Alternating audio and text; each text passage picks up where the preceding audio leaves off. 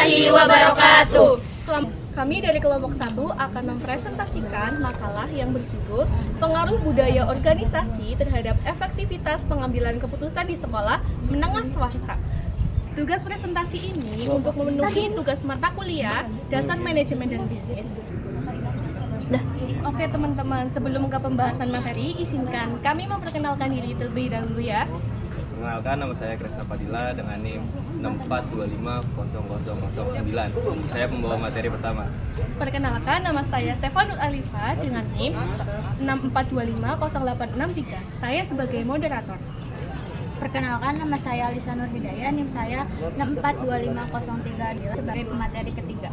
Perkenalkan, nama saya Anissa Yuriskiani dengan NIM 64250542. Saya sebagai pembawa materi keempat.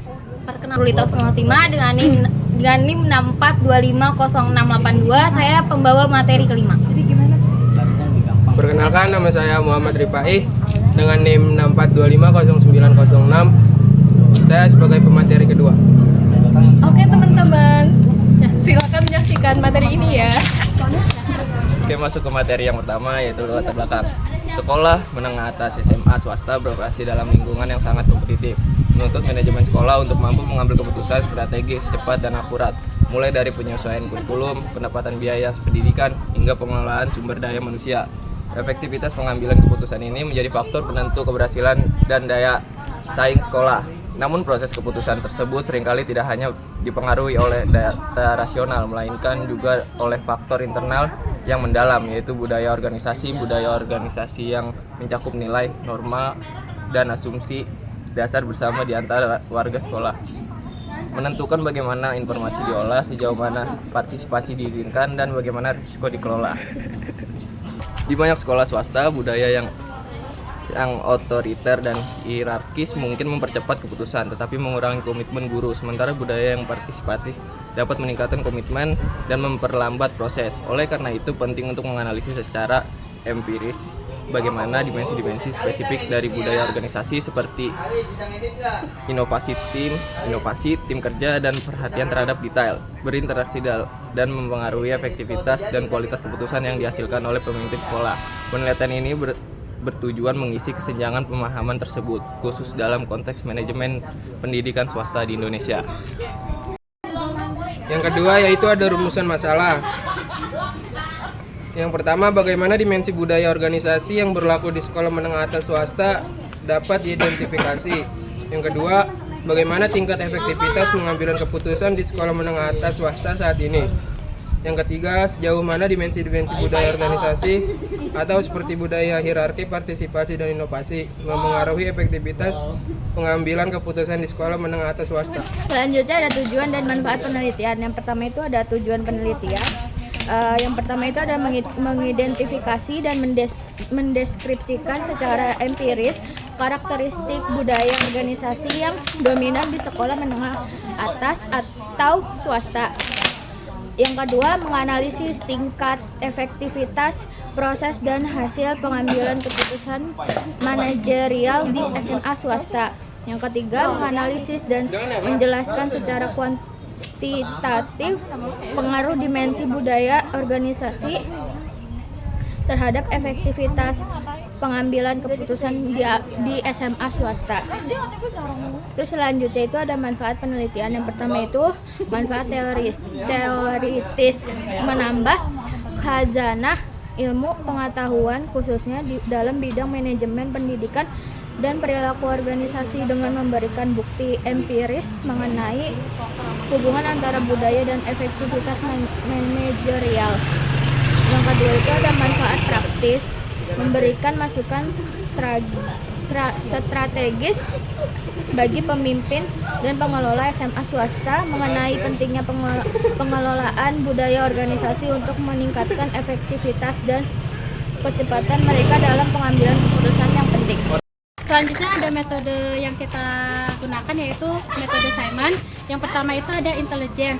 Intelligence merupakan mengidentifikasi masalah atau peluang serta mengumpulkan data yang relevan. Yang kedua itu ada design. Desain yaitu mengembangkan berbagai alternatif solusi dan mempertimbangkan konsekuensinya. Yang ketiga itu ada choice.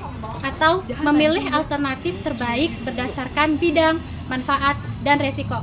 Dan yang terakhir yaitu implementation, yaitu melaksanakan keputusan yang dipilih serta memantau hasilnya. Oke, masuk ke pembahasan selanjutnya. Kalau misalnya tadi ada metode Simon, sekarang kita masuk ke penerapan model Simon. Yang pertama ada intelligent. Kepala sekolah atau guru mengidentifikasi masalah atau kesempatan yang ada di sekolah, seperti peningkatan kualitas pendidikan atau peningkatan kepuasan siswa. Yang kedua, desain. Kepala sekolah dan guru mengembangkan alternatif solusi untuk masalah atau kesempatan yang telah diidentifikasi, seperti pengembangan kurikulum atau peningkatan fasilitas sekolah.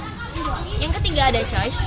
Kepala sekolah dan guru memilih alternatif yang paling tepat dari beberapa alternatif yang telah dikembangkan dengan mempertimbangkan faktor-faktor seperti biaya, manfaat, dan resiko. Dan yang terakhir, implementation.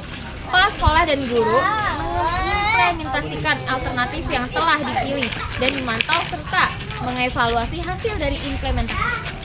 Jadi kesimpulan dari pembuatan makalah ini adalah penelitian ini menyimpulkan bahwa budaya organisasi yang kuat dan positif berpengaruh signifikan terhadap efektivitas pengambilan keputusan di sekolah menengah swasta. Budaya organisasi yang mendorong komunikasi terbuka, kerjasama, dan kepercayaan antar anggota dapat memperkuat proses pengambilan keputusan yang rasional dan tepat sasaran. Selain itu, penerapan model Simon terbukti mampu meningkatkan kemampuan sekolah dalam membuat keputusan yang efektif, terarah, dan berbasis data. Dengan menerapkan model ini, sekolah dapat menciptakan lingkungan kerja yang lebih profesional, transparan, dan fokus pada pencapaian tujuan pendidikan. Secara keseluruhan, dapat disimpulkan bahwa semakin kuat budaya organisasi yang diterapkan di sekolah, maka semakin efektif pula proses pengambilan keputusan yang dilakukan. Hal ini pada akhirnya berdampak positif terhadap kualitas manajemen sekolah, mutu pembelajaran, serta seluruh warga sekolah. Oke, selanjutnya adalah saran. 1. Bagi pihak sekolah, disarankan untuk terus memperkuat budaya organisasi yang positif melalui komunikasi terbuka, kerjasama, serta penghargaan terhadap setiap ide dari guru dan staf. 2. Bagi kepala sekolah, penting untuk memberikan pelatihan atau workshop tentang pengambilan keputusan berbasis model Simon agar setiap keputusan yang diambil lebih sistematis dan terarah. 3. Bagi guru dan staf, diharapkan dapat berpartisipasi aktif dalam setiap proses pengambilan keputusan agar tercipta suasana kerja yang kolaboratif dan produktif. 4. Bagi peneliti selanjutnya, disarankan untuk meneliti faktor-faktor lain yang dapat memengaruhi efektivitas pengambilan keputusan seperti gaya kepemimpinan atau komunikasi organisasi untuk memperluas hasil penelitian ini. Sekian presentasi dari kelompok kami. Mohon maaf apabila ada kekurangan dan kesalahan. Semoga materi yang kami sampaikan dapat bermanfaat bagi semua. Wassalamualaikum warahmatullahi wabarakatuh.